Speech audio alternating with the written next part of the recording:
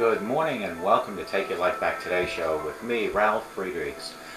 Today's topic is actually a pretty good one, and I probably would guess that each and every one, or at least most of you in my audience, have experienced some sort of dealing with this situation. And I'm going to give you 4 tips to keep you sane when your family or friends won't stop drinking. I also want to do my daily quote, not my daily quote, my inspirational little saying. And today's is called Be a Positive Thinker. Have confidence in yourself. Have a very strong sense of purpose in life. Never have excuses for not doing something. Always try your hardest for perfection. Never consider the idea of failing, because that is a negative thought. Work extremely hard towards your goals. Know who you are, understand your weaknesses as well as your strong points. Accept and benefit from criticism. Know when to defend what you are doing. Be creative. Do not be afraid to be a little different in finding initiative solutions that will enable you to achieve your dreams. This was written by Susan Polis Schutz, and it's titled Be a Positive Thinker. So that is today's inspirational little saying. I want to give a shout out to Larry Geis from the Geis Academy at 516-485-2741. That's 516-485-2741. Geis Academy. Larry Geis is an addiction recovery coach. He's a life coach. You can also Google him at www.odysseyconsultant.org. That's www.odysseyconsultant.org. Call Larry Geis at 516-485-2741 and tell Larry that you heard about him on the Take Your Life Back Today show. GlobalEyeglasses.com, where they are focused on saving you money, and I'm focused on helping you with selecting your glasses. If you Google www.globaleyeglasses.com and you want to place an order and you have questions like, is the frame the right size for me? What type of lenses do I need? I want to be able to see far and near. Well, folks, you can go with progressive, which is a no-line bifocal. You can go with a line bifocal. But you might ask, what about when I go outside? I want them to change color. Well, you can go with transition, or you can go with photochromatic. Both do the same thing. One might fit your budget a little better than the other. You might say, Ralph, I have problems driving at night. The glare is annoying. Well, you, my friend, might need anti-reflecting coating. This is why it's so great that you can text me at 631-599-0218 or call me at 844-405-HELP, and I will help place the order for GlobalEyeglasses.com. They are focused on saving you money. I am focused on helping you with your order, and for every person that calls me or texts me and places an order with me, I will give you a coupon code for free shipping upon placement of order. You need to start today. You need to get your eyeglasses. Text me at 631-599-0218 or call me at 844-405-HELP, and I will help you place your order with GlobalEyeglasses.com. I am a board-certified optician with over 30 years experience, so get a hold of me, GlobalEyeglasses.com. 4 tips to keep you sane when your family or friends won't stop drinking. Folks, those were and still are my worst memories. They are the ones that are embedded in my mind so vividly. I can still remember what I was wearing when I experienced my experiences with maybe a friend or a family member who had a drug addiction or an alcohol addiction. I remember what I was wearing. I remember what was said to these people. All of the moments I wish I could forget have one thing in common. The common denominator is that someone I knew couldn't stop drinking. Watching someone slowly destroy themselves is like some kind of Greek tragedy where all the potential and love and beauty in that person slowly subsides in a pit of Febreze and shame. They say it's a family disease, and I get that. It doesn't heal the wounds any faster. I have had to watch loved ones crash and burn so many times. I have learned a lot from these experiences. I remember when I was the guy who couldn't stop drinking myself. I remember what it was like when someone wanted to help me, and all I could think to do was to tell them I had no problems, to leave me alone. I don't judge active addicts, no matter how far down they are falling. I know there is always a way back up. I can only speak from my own experiences, but I hope it may help someone who is watching someone they love fight these monsters with maybe dealing with them in a better, sensible way. Tip number 1 is, remember folks, it is not personal when your loved one or family member is abusing drugs or alcohol. It feels personal, but it's not personal. It feels personal because of all the quiet and heartfelt conversations we have had with our loved ones, where they promise you that this is the last time they'll abuse. They really mean it, and you tell them that you are there for them. You tell them that they need to reach out to you if they need to help. They always say they will, but it seems like the phone calls only come after they have already picked up the drink, when the beer, the booze, the drugs start speaking for them. I assure you that you're not doing it to punish, they're not doing it to punish you folks. They are not drinking or getting high to prove a point. They are doing it because they don't understand themselves, and that is the only way they know how to stop whatever discomfort they are experiencing. Resenting a drug addict for drugs will only cause you pain. Yes, everyone is responsible for their own actions, but you can't allow your loved one's addiction to ruin the both of you. You need to be the stronger of you two. It's easy to say, but very difficult to do. But you can't take someone else's drug use personal. It's not about you. It's about them. Number 2 on the list is, you can't save anyone. Addiction knows no knight in shining armor. If you think somehow you can swoop in and solve the loved one's problems for them, and magically their drug habits will disappear, you're wrong, and you are in for a tough lesson, my friend. Don't get me wrong, we must help each other. I am by no means telling you to cut people off and watch while someone drinks themselves to death. No, no, no. I am simply saying that if someone you love is in the ring with an addiction, the only way for them to get sober is to do some real hard and honest work on themselves.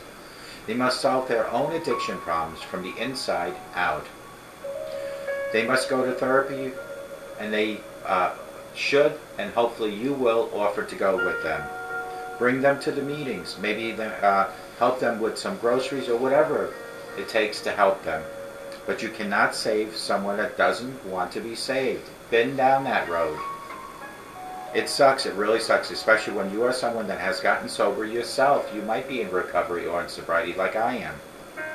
You know what it takes. You see this person you love going through so much pain, and you just want to help them and for them to be happy. But if you are in sobriety and in recovery, you know it takes that person to finally admit that they have a problem, to break that wall of denial down. But they have to do it themselves. This is just the way it is, and no amount of heroism or rescue efforts will ever change that. Number 3, no one owes you anything, my friend. I get sad when I see this happen. I have done it myself. It's completely unnecessary. If you decide to go out of your way to help someone, please don't expect to get anything in return. For one, if you're going to help someone, the reason should never be out of self-interest. It's bad energy, and you will only be left disappointed. Most importantly, don't forget that the point is to help the person. The point is for them to find recovery and enjoy the life of freedom that we will desire and we want for them. If someone gets sober, the worst thing you could do is to hold your actions over that person's head. Using someone's guilt or shame against them is flat out wrong. It is counterproductive, and it will not ever help this person. I get it. There is a balance. Sometimes debt have to be repaid, and if someone you love gets sober, that person needs to start pulling their own weight. They need to step up and participate in life and in their relationships. But to say you owe me is ridiculous, and it's very cruel. No one owes you anything. The reward of seeing your loved one sober and happy should be reward itself and to put expectations on someone's sobriety is only going to hurt everyone involved, including you. Number 4, there is always hope. This is the biggest one out of the 4. There is always hope. It's not all death and destruction. People do get better in sobriety, and happiness are both entirely achievable. I am the perfect example of that. No matter what happens, no matter how betrayed you feel or how angry you become, there is always hope for someone battling addiction. I've seen the worst of the worst. I felt the worst of the worst. People who would do the worst kinds of things and tell the worst kinds of lies in order to get their fix, but many of them are sober today and are wonderful, beautiful people. Seriously, there is always hope. I am upfront and a blunt person with you. Many times I get told I should be more sensitive to people and their feelings, and there is probably some truth to that. But let's be real, drug addicts can be tough to deal with, and the best way to deal with them is facts and be straight and upfront and transparent. They will lie to you to your face. They will steal your money. They will break your heart and somehow make you feel guilty about it. It doesn't mean that you should give up on them. It just means that the person is sick and doesn't know how to get better and needs to be guided. No matter what happens, don't ever lose hope in that particular person. Is there a chance that your loved one may never get sober and will continue to let you down? Of course there is. There is always that chance. But there is always the chance that the bottom they need is right around the corner. There is a chance that one day your beautiful son, your daughter, your wife, your husband, your friends, your boyfriend, or your mom will be willing to be truthful with themselves and will be the first little window into the life that they can have, and that wall of denial will start breaking down. Never ever give up on yourself or on someone else. Never lose hope. People do get better, and people will get better if you don't give up hope and if you continue to support them. These are the 4 tips to keep you sane when your family and friends won't stop drinking. Tip number 1, it's not personal. Please don't ever take it personal. They are not doing it to destroy you. They are destroying themselves. So please do not take it personal. It feels personal, but it's not. It feels personal because all of the quiet and heartfelt conversations you might have had with this person is not doing one thing. They are listening, but they don't hear you. Number 2, you can't save anyone. It is not up to you to save. It is up to you to support this person, to be on this person's side, but you cannot save them. I have said this so many times before. They need to break that wall of denial, otherwise known as rock bottom. And then they need to reach to the higher power, always known as the Lord Jesus Christ. In conjunction with breaking the wall of denial and reaching for God for guidance and direction, this person will be saved, but you cannot save anyone. You might think you can, but you really can't. Number 3, no one owes you anything. Don't try to help someone like a friend or a family member thinking you will get anything in return. The only reward you will get in return is that the satisfaction that you have helped a person. The satisfaction of knowing that this person will eventually, hopefully, break that wall of denial and reach out for a higher power. The only reward, the only compensation you will get is knowing that you were a participant in this person's life and still are, hopefully, a participant in this person's life of recovery. I get sad when I see this happen. I have done it myself, and it's completely unnecessary. If you decide to go out of your way to help someone, please don't expect anything, I mean anything, in return. For one, if you're going to help someone, the reason should never be out of self-interest. It's bad energy, and you will only be left disappointed. Most importantly, don't forget that the point is to help the person. The point is for them to find recovery and enjoy a life of freedom that will we all desire for them. And last but not least is number 4, the huge one. There is hope. It's not all death and destruction out there. People do get better, and sobriety and happiness are both entirely achievable. No matter what happens, no matter how betrayed you feel or how angry you have become, there is always hope for someone battling addiction. I have seen the worst of the worst. People who would do the worst kinds of things and tell the worst kinds of lies in order to get their fix, but many of them are sober today and wonderful people, including myself, including many actors, many magicians, many politicians. If you allow this person, be a crutch to the person, allow this person to find themselves, to find the issue that they have with their drug and alcohol, to finally hit rock bottom, to finally break that wall of denial, and to finally reach for higher power, know that there is hope for them. Seriously, there is hope. I am upfront, blunt person, and I'm telling you there is hope. Many times I get told that I should be more sensitive to people and their feelings, and there is probably some truth to that. But let's be real, drug addicts can be the most terrible people in the world by the things they say and the things they do. They will lie right to your face. They will steal your money. They will break your heart and somehow make you feel guilty about it. Doesn't mean that you should ever give up on them. It means that this person is sick and doesn't know how to get better. And with your support and the support of others, they will find, hopefully, their way. No matter what happens, don't ever lose hope.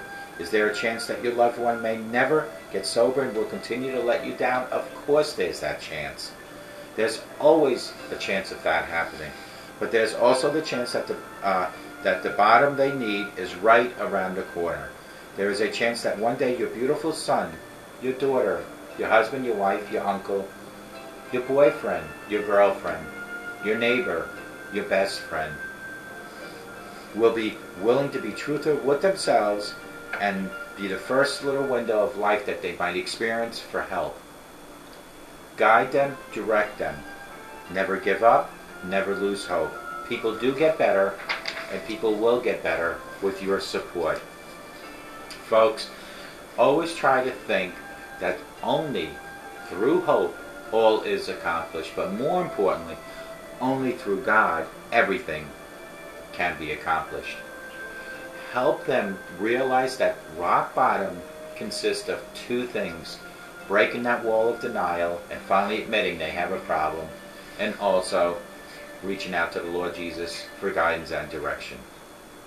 Folks, if you start thinking positive in life, like this thing that I read here, if you start having confidence in yourself, have a very strong sense of purpose, never excuse for not doing something, always try your hardest for perfection, never ever consider the idea of failing, work extremely hard toward your goals, know who you are, understand your weaknesses as well as your strong points, accept and benefit from criticism, know when to defend what you're doing, be creative, do not be afraid to be a little different in finding solutions that will enable you to achieve your dreams.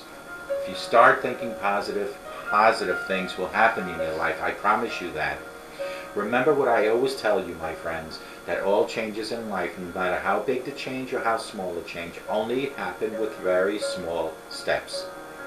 Changes are like babies. Babies learn to crawl, then they learn to walk, and then they learn to run. Well, changes are the same thing. Over little steps, we'll progress into bigger steps. We'll progress into changes galore. Teach your children to say no to drugs and alcohol from the day they fully understand, all the way until they leave your nest, your home.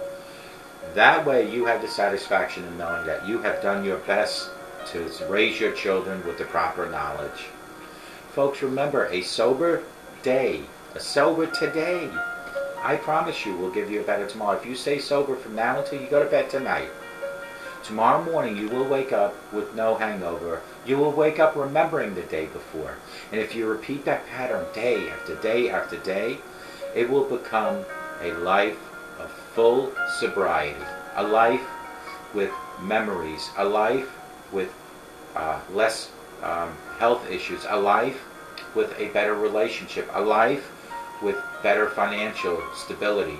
Those are all things that I promise you, the minute you start admitting you have a problem and the minute you reach out to God for guidance and direction, all that will happen with changes that are in steps, and the outcome at the end of the day will be remarkable.